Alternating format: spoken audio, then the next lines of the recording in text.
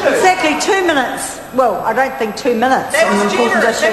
Mr. Speaker, I want to talk about what all New Zealanders hold dear, and that is the legislation, ACC legislation, which is historic in this country. Under Woodhouse in 1974, the Woodhouse report, it was about a social contract which delivered us a comprehensive scheme for looking after all who were injured, whether it be at work, whether it be an accident, at home, or a sports field, on the road, or in special circumstances, whether a victim of crime, in rare but tragic circumstances of suicide or of sexual abuse. And in the complex world, and this is to Nick Smith I say this, in the complex world we live in, there have been changes. There have been changes to the scheme.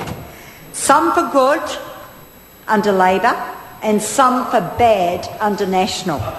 Nick Smith wants us to take us back to 30 decades ago. To what? Okay, the broad principles were a fair deal for all, the many not the few, and the fundamental belief in a society that believes in looking after everyone in the hard times. But no, the National Party wants to take us to the market model, okay? At a time, so that means it isn't fair. So that it means that pay less, pay more, get less. You can't, well, preparing it for privatisation. Woodhouse saw, what did Woodhouse see in his report? A New Zealand where the delivery of support and justice to all New Zealanders who were injured in any way was not left to the market. The only winners being lawyers and those who could afford to pay. What Woodhouse said, in circumstances of injury, disability, death, no matter how compelling or tragic, that it could not be left to the market. There'd be minimal justice in that circumstance, certainly not for those who couldn't pay. And what we are seeing now in this House, Mr. Speaker, is a National Party who is throwing away those principles, who is demeaning any progress that has been made on the Woodhouse recommendation, on the original legislation, and wanting to go backwards. And who are going to be the losers? Who will be the losers under National's changes to the ACC? Low-paid workers, disabled people, predominantly women workers. The only winners will be those, and if we look at, as my colleague Ruth Dyson talked about, when we look at the 6%, 6% hearing loss, or you don't have any assistance with a hearing aid under the National proposal. Well, of course, who's going to be able to afford that? It's not about it's not that 94%, that you have 94% hearing. It is about professional people telling you that, or telling clients, sorry, Mr. Speaker, telling clients, assessing their disability, and to drive in a 6% mandatory that no client will get assistance for hearing aids is nothing short of ridiculous.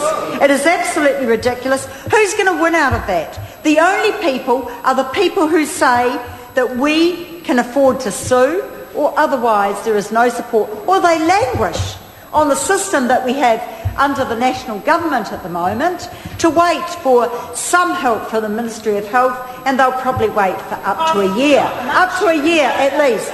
Yep. New Zealand legislated for no-fault scheme. A small levy, a very small levy across all New Zealanders, whether it be employers, whether it be business, whether it be sports, whether it be workers. It delivered a justice for all in this country, where if you couldn't, it wasn't a matter of whether you could afford it, you received the support, whether people could afford it, sorry Mr. Speaker, people received the support that they needed and deserved. And it was the envy of the world. It put New Zealand completely on the map. It was never ever about choice that we hear so often from that side of the House, especially with the ACT members. It was never about sell our scheme off to the highest bidder, which happened under the last national government. It was about a country which wanted to ensure a fair deal for all, for every New Zealand citizen to receive the support they needed if they were injured. And the national government and the voucher party, the ACT party, both of them take advantage, say, let's work with the market.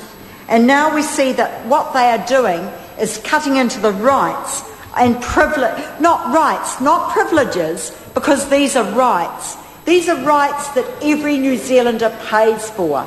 This is their rights and under our ACC scheme. The principles of that social contract of ACC were about social justice for all that suffered injury. And it came down to, and it came at a cost, or not a cost actually, an investment. It was an investment. New Zealanders gave up something. They gave up their right to sue for this.